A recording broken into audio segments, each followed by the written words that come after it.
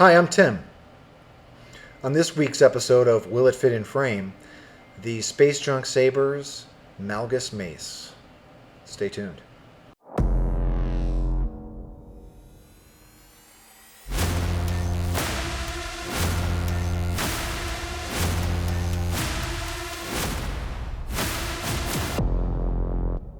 All right, everybody, what is going on? So I have a special treat today.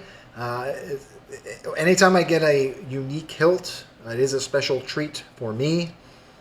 I would like to do this so this is going to be a demo video, a walkthrough video for the client, as well as just an informatory video. Everybody's been asking, what is this and where did it come from? So I'm going to talk a little bit about the hilt itself, and then I will talk about the build and install and chassis, and then we'll do a quick demo on how to use the hilt, and then we will be gone. Okay, so thank you for sticking around until the end. So, Space Junk Sabers. Not the first time I have had a Space Junk hilt come across my desk, and every time I do, I am pleasantly surprised, as well as amazed at the uniqueness of the hilts. The build quality is great, but this hilt in particular screams unique. It is, I mean, it's a weapon. It is a legit weapon. In fact, I was afraid that I would drop this on my foot. I work in my bare feet sometimes, and I mean, this could have taken a toe off. Of course, I'm being sarcastic. So yeah, Space Junk Sabers hilt. It's really cool looking, very unique. There were some challenges with how to situate the chassis, how to situate the Proffie in the chassis. Full disclosure, I actually had to go through a couple of prototype prints of this chassis because they just were not lining up correctly. They weren't really working to my satisfaction, so there was a significant amount of prototyping that had to be done with this one. But without further ado, let's talk about the hilt. Yeah? So, it fits. Here it is. This is the Malgus Mace from Space Junk Sabers. I mean, what can you say? It doesn't fit. If I get close, it doesn't even fit in frame. I mean, this thing is a beast, okay? I'm a huge fan of this pommel work. When I get a hilt, whenever I've gotten a hilt from Nevin at Space Junk, I'm always curious where he sources his parts from. I have no idea where any of this comes from. I mean, there are what looked like some... so this couldn't even be Graflex fins because they're aluminum. So, I mean, where is this from? It's awesome looking. I love it. Love it. A lot of detail work in the pommel. The grip is a knurled grip, obviously, so the grip does unscrew. Ooh, I gotta grease that up. And here is the business end of the hilt. We do have some Graflex fins here. I do recognize these. Some really nice exterior wire work. 2 tactile dome steel tactile switches. There's really nice greeblies around the side. Nice and subtle. But let's talk about these guys. I mean, look at this. They're giant aluminum knives. And, I mean, if you were to drop this on your foot, you would break a foot. That's how heavy this thing is. I mean, it feels like a legit weapon. And there's no way that you're traveling through TSA with this. That's for darn sure. Right? So, that is the hilt. Let's talk a little bit about the chassis. So here is the chassis. So the client really wanted this. The only request that the client had was that this sound amazing. And in my opinion, you really got to go 28 millimeter for that high, that good bass dynamic range. So I designed the chassis to fit a 28 millimeter speaker. We got a 28 millimeter down here. Just some very light greebly work around both sides. I did put a channel for some 1515 Neopoixel stripping around the side here. I do have Tierfon orbital and Arabesh along the side. And I do have a Proffie tray. Now, Sorry, so kill switches here, battery tray, PCB ring, 6-ring PCB is up here. So this Proffie tray, okay, I'm gonna come back down. Let's come back down. So here's the chassis, okay. You're not gonna really be able to tell on camera. So I had to create this chassis to make it fit correctly and not have it wobble when it's slid into the top of this business end of the hilt. I had to create another ring that went around the full circumference of the chassis.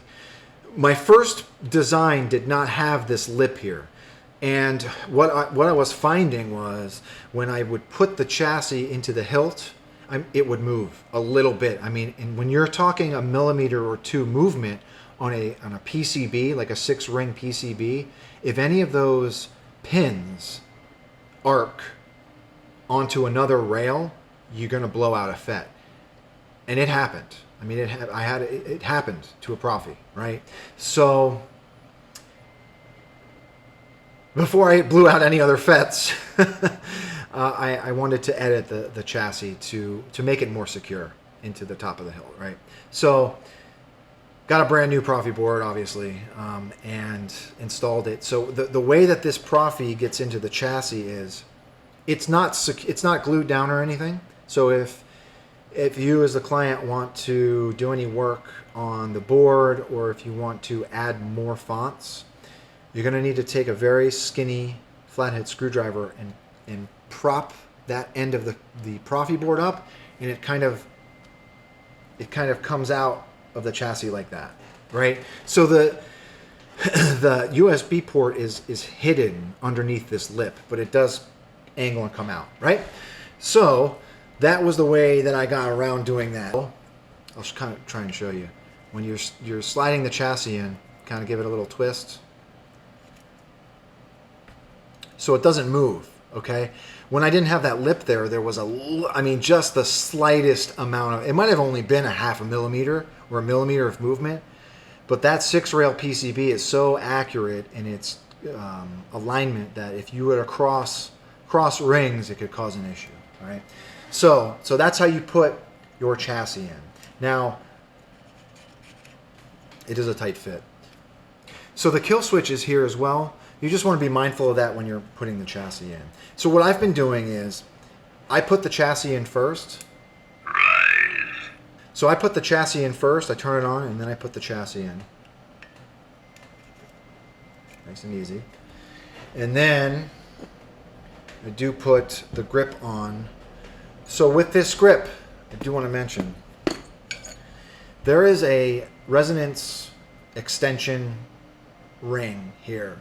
I don't necessarily know that it is an actual resonance, like if it's helping with resonance. However, because the end of that speaker it probably sits right here, I honestly don't know what's going on at the end of this pommel, if there's a steel part in here or what, but it sounds really tinny without this in there. I could not for the life of me figure out what was causing it. It could be a resonance issue, I don't know, but this removes that extra treble and tinny sound. So that slides in there. It's not glued down or anything. You can take it out and try sound without it, but it just sounds better with that, in my opinion. So you slide your grip on until it stops, okay? The top button here is your activation. Bottom button is your aux. So activation. Yeah, sounds so good. God, this thing is a beast, man. Oh my God, it looks rad too. Anyway, so that top button is your main, the bottom button is your aux. So to cycle through fonts, you want to hit your aux while it is off. Kylo Ren. Twist to activate and deactivate is on. It's so big. Oh, it's rad. I like it. Let's see what else we've got on here. So there's some out-of-universe fonts that I put on here. But I did want to keep it dark side themed. I mean, this thing it looks like a Sith weapon, in my opinion.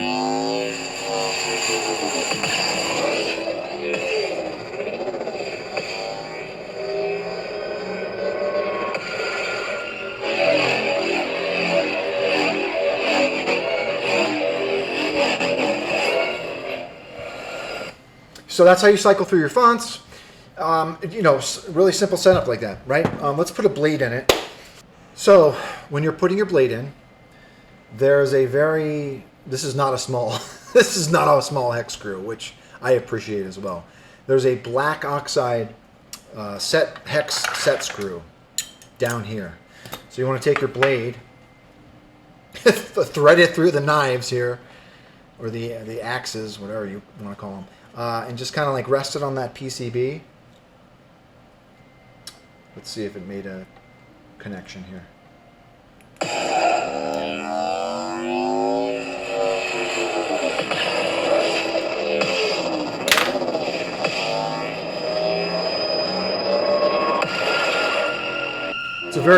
It's a very long preon for that font. So let's cycle through and see what else we got on here. Just a simple wonder. That's a Ronin font. Jesus. I mean, I can't even. This thing is rad, man. It's so big. It is so big. We're going to, I think we're going to end it there. I mean, that's really the majority of. This is destabilize.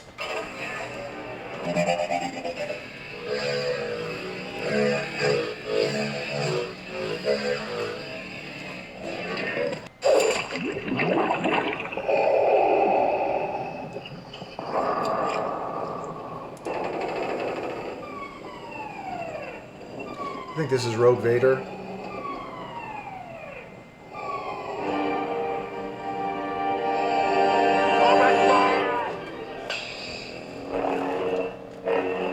Got a flame blade on there. Anyway, so that's it, everybody. Thanks so much for watching. To the client, thank you very much for trusting me with your install. I will get this in the mail to you tomorrow.